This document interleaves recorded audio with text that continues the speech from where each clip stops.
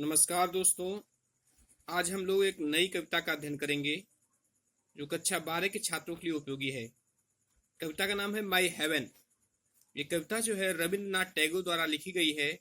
इनका life span 1861 से लेकर 1941 तक रहा है। मित्रों, इस कविता में पोएट जो है एक ऐसे ऐसे भारत की कल्पना करता है। वो ईश्वर से प्रार्थना करता है कि हे ईश्वर, मेरे देश को एक ऐसी आज़ादी प्रदान करना जहां पर व्यक्ति को ज्ञान प्राप्त करने पर कोई बाधा न हो। हर व्यक्ति बिना किसी भेदभाव के ज्ञान प्राप्त कर सके। जहां पर लोगों के अंदर, जहां पर समाज जो है जाति, धर्म, संप्रदाय, भाषा के आधार पर टुकड़ों में न बटा हो। वह ईश्वर से प्रार्थना करता है कि हे ईश्वर, मेरे देश को ऐसी स्वतंत्रता प्रदान करना जहां पर लोग पूर्णता की प्राप्ति के लिए निरंतर प्रयासरत हो। जहां पर प्रत्येक व्यक्ति जो है अपने जीवन को लक्ष्य को प्राप्त करने के लिए पे जीतोड़ मेहनत करता हो। जहां के लोग परिश्रमी हो और यहाँ के लोग जो है एक ऐसी स्वतंत्रता प्रदान करना मेरे देश के लोगों को जहां के लोग अपने कार्य का निर्धारण अपने तर्कों के आधार पर करें, न कि किसी पुरानी परंपरा या रीति रिवाजों के आधार। आइए मित्रों, तो इसका हम लोग टेक्स्ट वाइज अध्ययन करते हैं। इसके टेक्स्ट का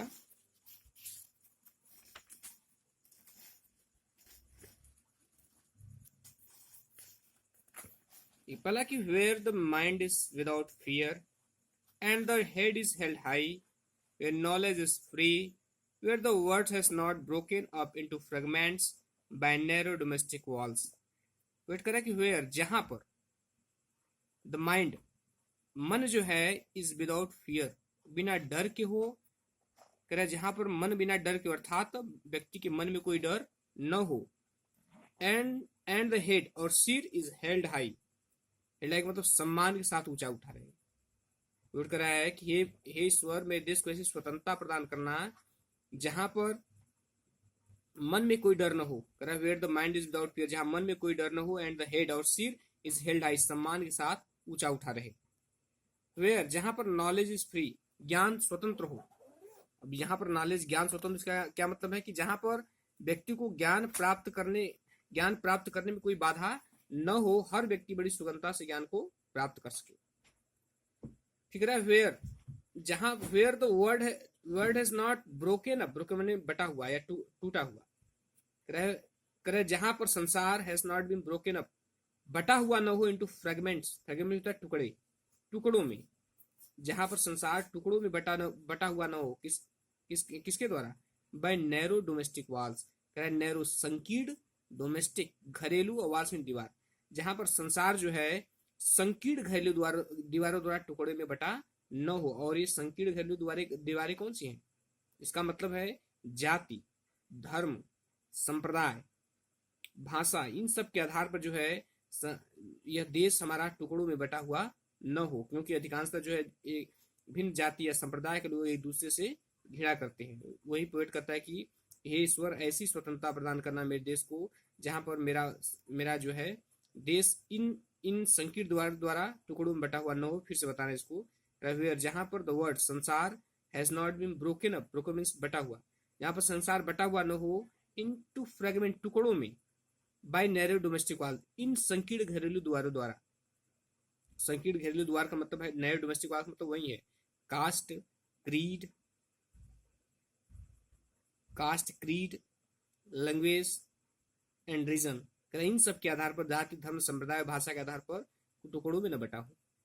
वेयर वर्ड्स, जहां पर शब्द कम आउट, बाहर आते हो, from the depth of truth, depth में गहराई होती है, ट्रूथ में सत्य। पोएट कर रहा है जहां पर वर्ड, शब्द जो है कम आउट, बाहर आते हो, from the depth of truth, सत्य की गहराई से। अर्थात जहां पर सत्य की गहराई से शब्द बोले जाते हो। इसका ये कहने मतलब है कहा कि जहां पर व्यक्ति सत्यवादी हो। Where the man should be truthful, man should be truth speaking, मनुष्य को जो है सत्यवादी होना चाहिए, सत्य बोलना चाहिए। वेयर, जहां पर टायरलेस, टैलेमिता अथक, स्ट्राइविंग प्रयास, कह रहा है जहां पर अथक प्रयास स्ट्रेसेस फैलाता हो इट्स आर्म, अपनी भुजाएं, जहां पर अथक प्रयास अपनी भुजाएं फैलाता हो टुवार्ड्स परफेक्शन, पूर्णता की प्राप्ति के लिए, जहां पर अथक प्रयास पूर्णता की प्राप्ति के लिए अपने अपने अपनी भुजाएं फैलाता था। इसका क्या कहने का मतलब है? कहने का मतलब है कि जहां पर व्यक्ति पूर्णता को प्राप्त करने के लिए अथक प्रयास करता हो, इसका मतलब the people of our country should be hard working, हमारे देश के लोग जो है परिश्रमी होने चाहिए, अपने लक्ष्य को प्राप्त करने के लिए अथक परिश्रम करें। वेयर, जहां पर द क्लियर स्ट्रीम, स्वच्छ धारा ऑफ रीजन, रीजन इनटू तर्क, जहां पर तर्क की स्वच्छ धारा has not lost its way, way means रास्ता, लॉस्ट मीन्स खोना होता है, जहां पर where the clear stream of reason, जहां पर तर्क की स्वच्छ धारा has not lost its way, अपना रास्ता न भूल जाए, अपना रास्ता न भटक जाए, into the dreary, drear means the निरस, डिजर्ट, डिजर्ट मीन्स रेगिस्तान, सैंड मीन्स होता है रेत या बालू, आप डेड हैबिट, डेड हैबिट मतलब पुरानी आदतें। सपोर्ट ये करना चाह रहा है कि जहां पर तर्क की स्वच्छ धारा अपना अपना रास्ता इस पुराने रीति रिवाज के निरस रेगिस्तान के बालू में न खो दे। फिर से देखिए, वेयर, जहां the clear stream of reason, तर्क की स्वच्छ धारा has not lost its way, अपना रास्ता न भटक जाए, into the dreary desert sand of the dead habit, कह रहा है कि डेड हैबिट पुराने रीति रिवाजों के निरस रेगिस्तान के बालू में, जहां पर तर्क की स्वच्छ धारा पुराने रीति रिवाजों के निरस रेगिस्तान के बालू में न खो जाए। इसका ये कहने का मतलब है कि जिस प्रकार हम जब रेत में पानी को बहाते हैं तो पानी विलीन हो जाती है, उसी तरह जो है व्यक्ति अपने अपने कार्य को अपने अपने क्रियाकलापों को जो है तर्कों के परंपराओं के आधार पर निर्धारित न करे, उन परंपराओं के आधार पर जिनका कोई महत्व नहीं है, बल्कि वो अपनी क्रियाविधि को, अपने कार्य को अपने तर्कों के आधार पर अपनाए, तर्क का प्रयोग करे जीवन के हर क्षेत्र में।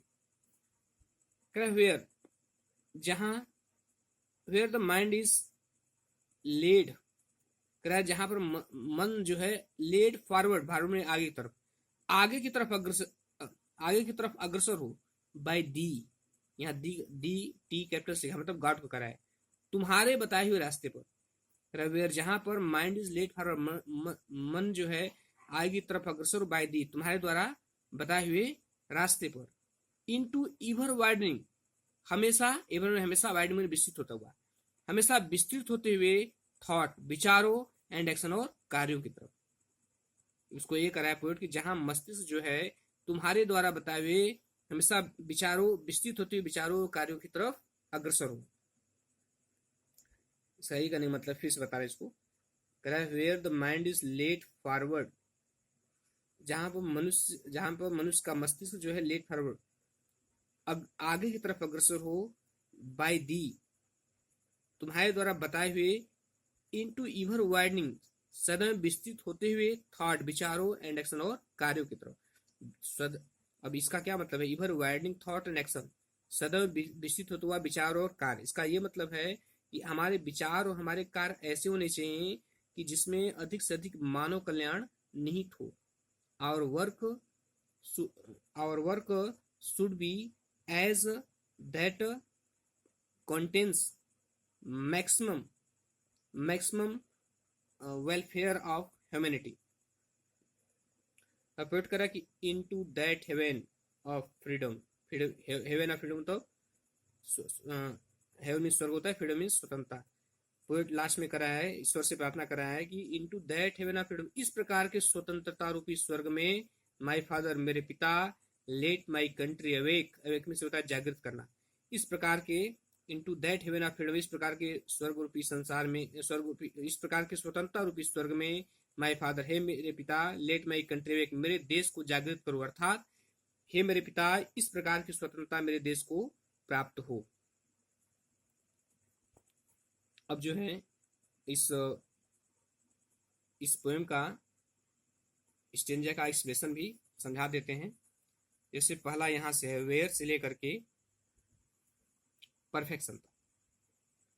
अब इसको अगर कॉन्टेक्स्ट लिखना होगा तो इसको इस तरह इसका लिखेंगे कि in these lines the poet makes an appeal to God to make his country great in all field.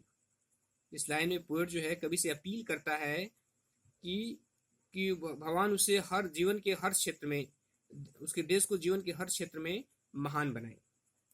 उसका और यहाँ से लेकर यहाँ तक इसका एक्सप्रेशन इस प्रकार होगा कि the poet wishes that the people of his country should B free and fearless. They should live with dignity.